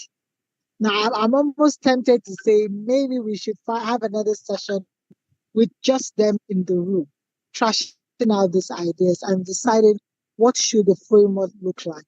I think we really need to sit those countries involved and have the conversation. And a good step will be to do the equatorial countries in Africa. That's a step to start with. So that's what I would say for me. It's a good step. Okay, thank you very much. Professor Babatunde Rabiu, what should be our next step? Thank you very much. I think also I wrote down here, and that's what the other panelists have mentioned, is to continue to foster regional integration among those countries within the equatorial and low latitude regions, as well as international cooperation. And another dimension to it is what our MD of NICOMSAT has emphasized, the inclusiveness, bringing in the companies, because there are few private companies that are interested in the private sector that are interested. So we will continue to foster this and will not allow this idea to fall down anymore. And then two is to continue diplomatic consultations. So that is what I think we'll need to do so that this idea will come to fruition. Thank you very much. Thank you. Andrew, coming from Kenya, not as a soldier now, but as a scientist, what should we do next? What's our next step? Yes, in my view is, okay, to enhance on the collaboration, we need more government investment, because even to operationalize the regional agencies will require funding from individual states. Then the other thing is the market for the services and products will also be the regional states. Then finally is to avoid duplication. So if one state or one region is presenting a better facility or solution, then the others support and avoid duplication. We've seen a number of AIT facilities coming up in the continent, and I don't want to say they are 100% or 50% being used. So these are issues that we should address at the regional or continental scale. Thank you. Thank you very much. Now, the lady that posed the question. Okay, again, thank you for, I don't think I'm saying the last words, but okay. So yes, I think you should flesh out the problems and then bring the countries together. I don't know whether having it as in the margins of the African Unity, I don't think it will work because not the right people are coming. But you need to bring more than just 5 people here and the rest listening, you know. What we need to do is, okay, first you can have people talk to like this, but then you have to have the experts sit in the room, actually, talk about, you have the economists talk about the investment, and then you bring the engineers. I know the engineers are going to be excited about this. What would be the engineering problem, you know, which department, which faculty, which university is already doing what. because here you can talk also about the education, which faculties there are, what facilities do they have. And then, of course, you can talk about the science. And if you bring the scientists together, they might tell you what sort of problems they want you space people to solve for them. But you have to have them groups, critical mass, people in critical mass talking about those different subjects. Because right now we are talking generally about everything, and this is the second time we're doing it. We've got to bring it down to people to talk about the meat, the substance itself. I think, yeah, but otherwise this is not going to go beyond just ideation. All right. Thank you very, very much. Thank you very much. On this particular subject that we're addressing this morning, I haven't listened to all of you. Does anyone in the audience have any contribution to make or remark to make? Because we are gradually getting to the end of our meeting here today. Anybody in the audience with interest in addressing any aspect of our meeting to date? All right. I haven't seen anybody saying so. So I'm going to bring the meeting gradually to a close. And before I do that, Safira, I will need your help in sharing my slide here. I don't know how to, hold on a second. I'm trying to share something here. Yeah, screen sharing. Okay, and then I saw the screen sharing. Hello, sorry, Ade, I had a question. I raised my hand and put a comment in the chats, but I don't think you've seen it. I didn't see that. Okay. Please go ahead. Apologies. Yeah, it's just coming from a younger standpoint. Who's speaking? What's your name? It's Chucks Onyekwelu. So I am currently working in the UK in the telecoms sector. All right. And I'm just trying to, well, I've got interest within the region. So Nigeria is where my focus is at the moment.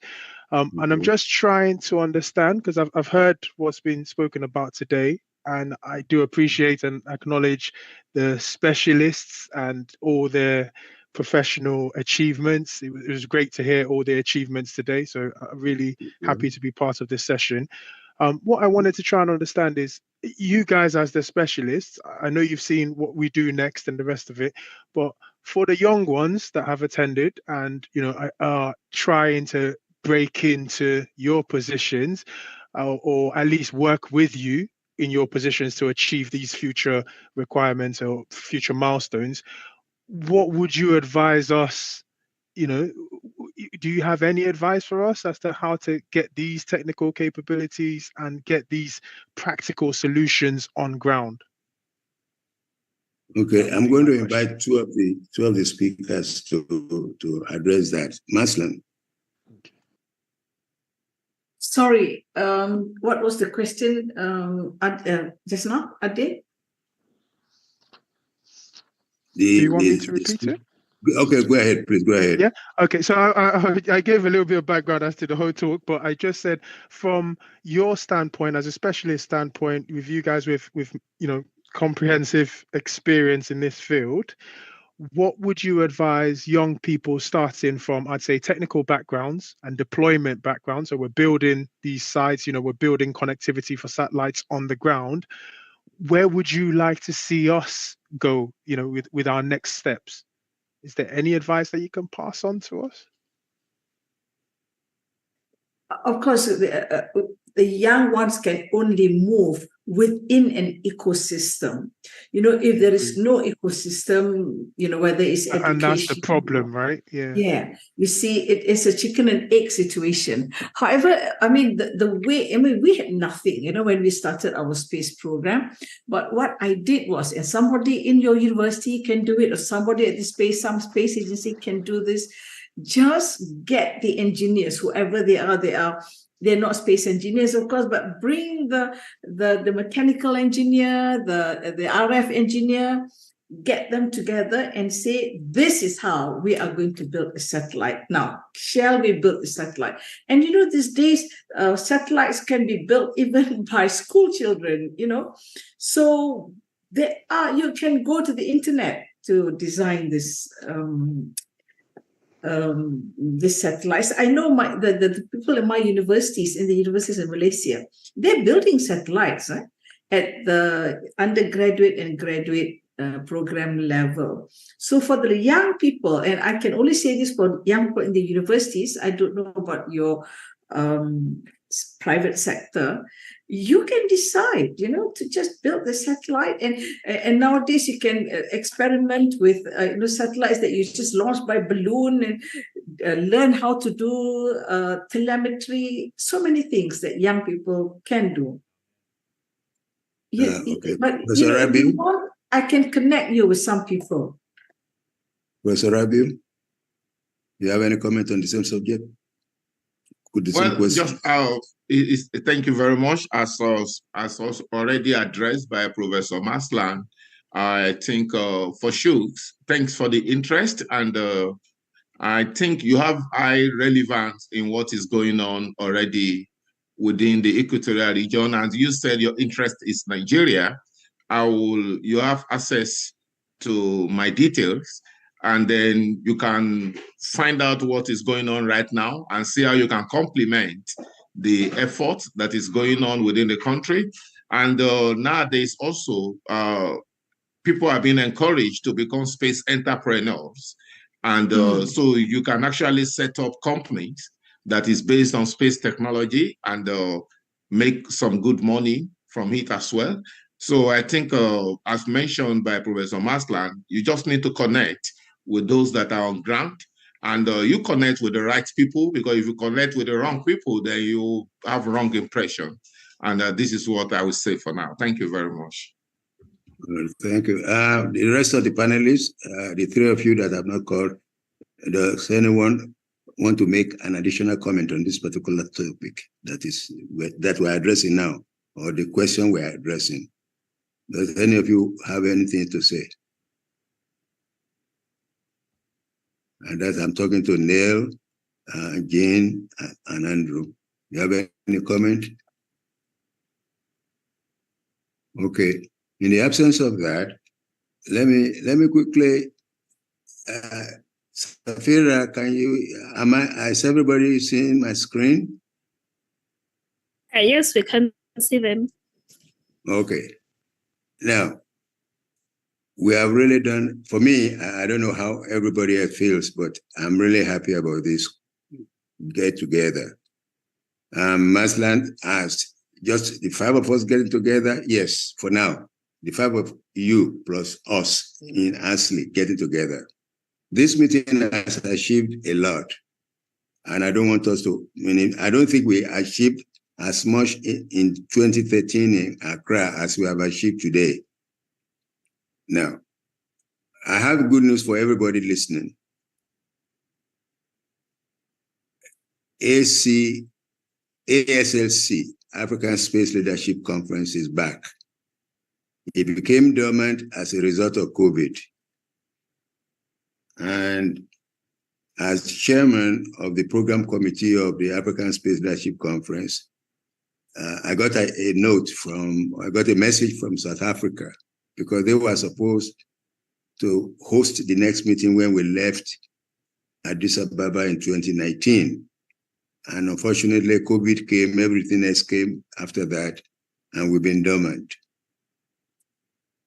We are going to revisit this topic in South Africa next year, 2024, at the next ASLC conference.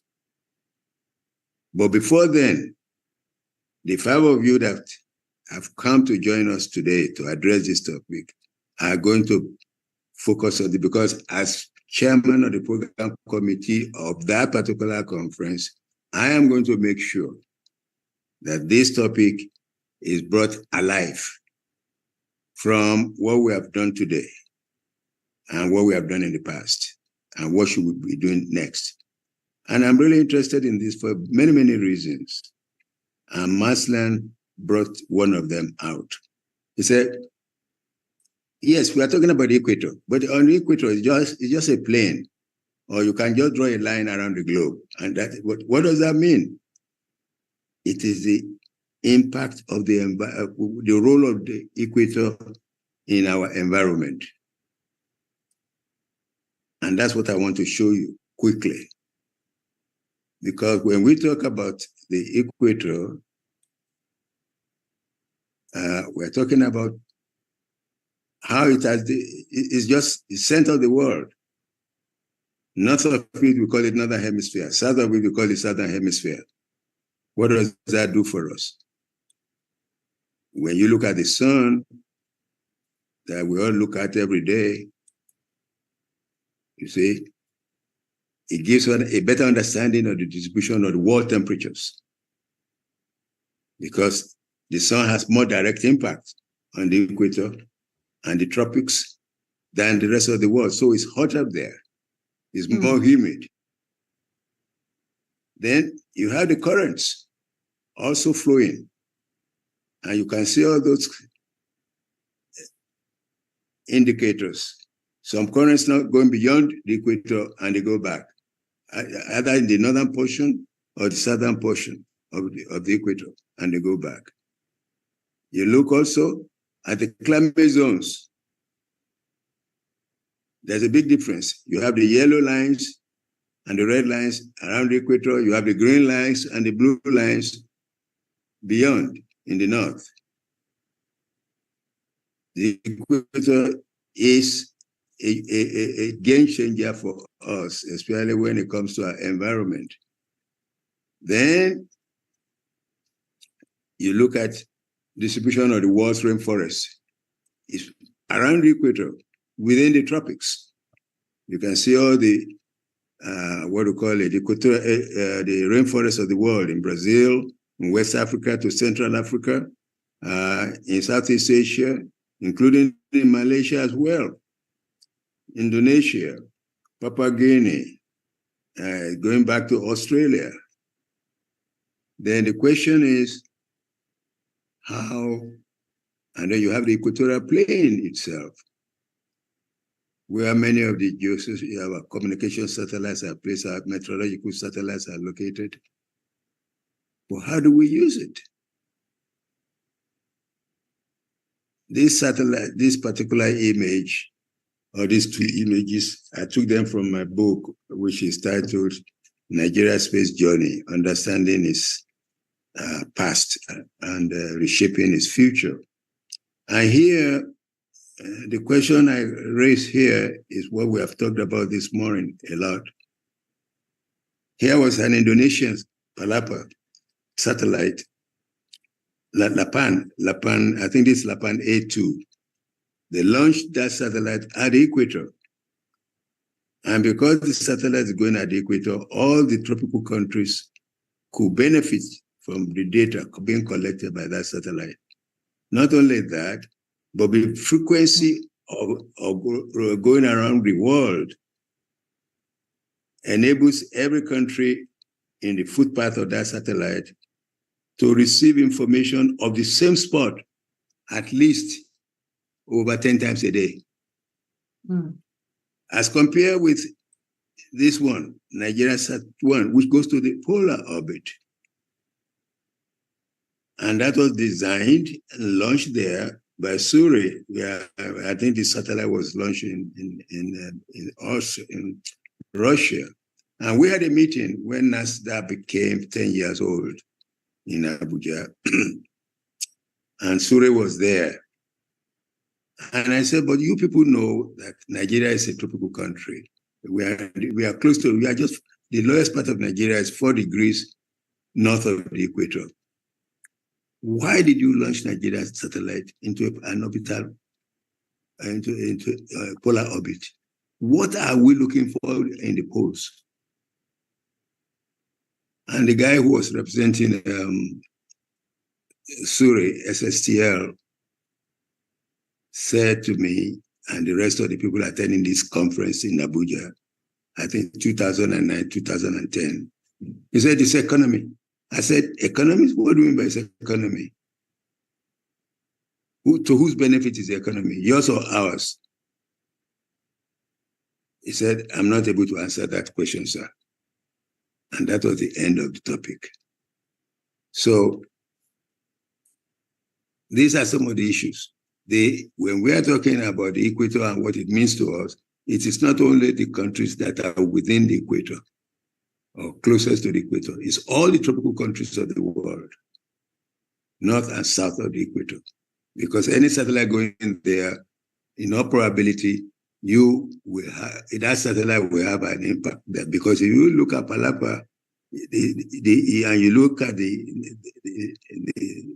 orbit of its footprint on Earth, it's virtually covering entirely both the north and the tropical zones, tropical north and tropical south.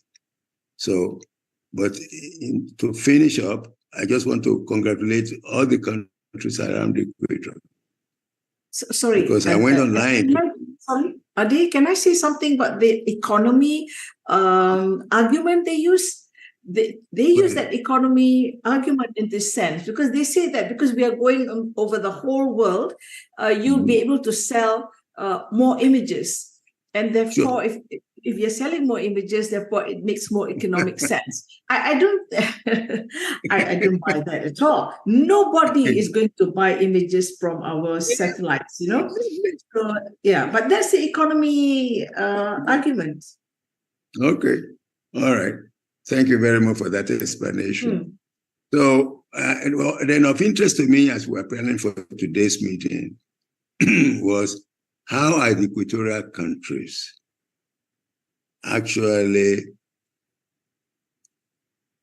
showing the world that the equator actually crosses their land, their territory. So I went around and I'm showing you 4 of them here. The first one on the top there is Indonesia. And then the next one on the right is Kenya. And on the left, in the bottom is Brazil. And the one on the bottom here on the right is Ecuador. I think I've been to the Kenya one, but I visited, they took me actually twice to the Ecuador one. And it's very, very fantastic to see that these countries are celebrating the fact that they are part of the equator. And Ugandans actually demonstrate to you the rotation of the earth, or where the water is going to flow, whether to the left or to the right, depending on what side of the line you are in. So in conclusion, all of you have addressed very many subjects here, starting from funding by countries and looking at what Babatunde called the fact that even though we say we are not doing much, but there are a lot of optical facilities in the African countries that are focusing on this particular issue we are addressing here today. Mazlan said a lot to us today, very, very invaluable issues. But the main point I really took from her statement is that don't let us focus just on the equator. We need to look at the tropics. That is what, and because every satellite you put to go around the world on the equator is going to collect information from the tropics. And therefore, everybody's going to benefit. Every country within the tropics will benefit from an equatorial satellite. And Neil gave us a lot, and I really asked her, so what does this mean to the average man? What we are doing in space weather? And she was very very, very straightforward, and how this can help us. And we need to understand the impact of space weather on some of the infrastructure we have on Earth and the damages they can cause. And somebody provided the information to do that. And then she touched about brain drain. And Jane, as somebody who has been in private sector before, was able to let us know that there's need for funding, there's need for understanding of the subject, and there's need for commitment. Do we have that? And Andrew finally gave us a good presentation about what is going on in Nairobi, in San Marcos, in Malindi. And the fact that the Kenyans are now more active than when I went there in 2011, which is how many years ago? About 12 years ago. So for me, that's a good news. I'm very happy. I'm very happy to hear that. And you brought to our attention the budgetary restraint in Kenya. And above all, since we are talking about using the equator to work together, you showed us, as you are doing in Kenya today, what are those steps or the requirements we need to understand when we say we are looking forward to developing a launching station. From your experience in San Marcos, you're able to share that with us. So I am really, really grateful to each and every one of you. And for the participants, I'm equally grateful on behalf of ASLI. We are going to discuss this further, but in discussing this further, where we go from here is to ask all of you in the panel to join me in constituting a small body that's going to be looking at the equatorial and tropical countries and the benefits for us of developing, investing, and understanding our equatorial assets. You are going to hear from me on this. If anybody has any more comment, let them make it. Otherwise, I will have to close the meeting now.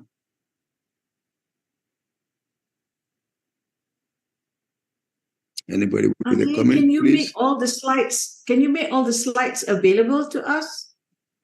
Oh, no problem. And the recording, as well, Ade? Yeah, Safira, you can download my slide and share with all the panelists, please. Okay. Sure, please, I'll do that. Say that again? I'll do that. I'll be able to share the slides with them. Okay. No, yeah. Yes. Thank you very much. That's what I'm requesting. Thank you. Thank you very much. Okay. Also the recording, please. Yeah. Okay. So on behalf of the African Space Leadership Institute, it's my honor and privilege to have been with each and every one of us at this meeting. For me, I think we did something. It is not earth-shaking, but we've laid the foundation. Thank you very much, and God bless each and every one of you. And looking forward to seeing you either before or in South Africa, either November or December next year, 2024, at the next conference of the African Space Leadership Conference. Thank you very much. God bless you. Thank you, Ade. Thank you for bringing us together, and Etim as well. Okay, yeah, and Etim. Thank you. Etim, are you around? Etim? Okay, it's not. He's attending he's on a tough. He's not a Londoner. He's in Britain right now, going on a mission. Right, so it's not. That's why he's not here with us. Okay, and Safira and others in the administration are helping to put things together for us. Safira, thank you also.